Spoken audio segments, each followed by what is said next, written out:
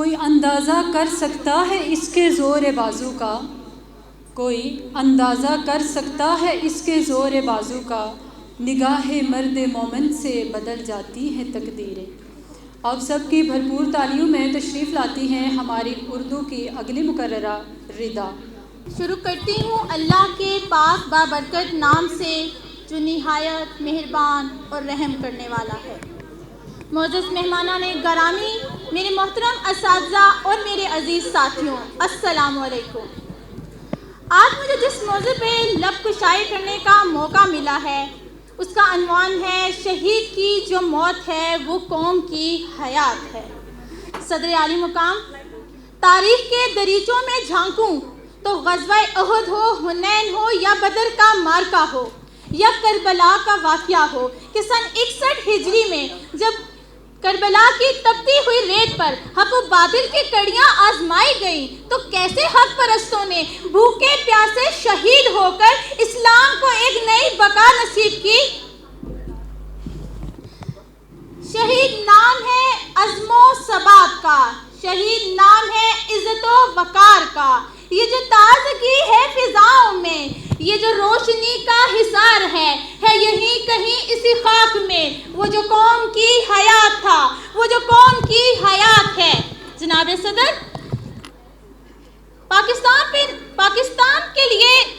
جانوں کے نذرانے پیش کرنے کی یہ داستان صرف تشکیل پاکستان پر ہی ختم نہ ہوئی، بلکہ ملک کی امن و سلامتی کی بقا کے لیے جب شہادت مطلوب ہوئی تو میجر عزیز بھٹی، راشد منہاس اور اعتزاز حسن جیسے کئی نوجوان تیرے بیٹے تیرے جانباز چلے آتے ہیں کا نعرہ لگا کر میدان جنگ میں اترتے ہیں اور وطن کی ماں کو اپنے لہو سے سجاتے ہیں۔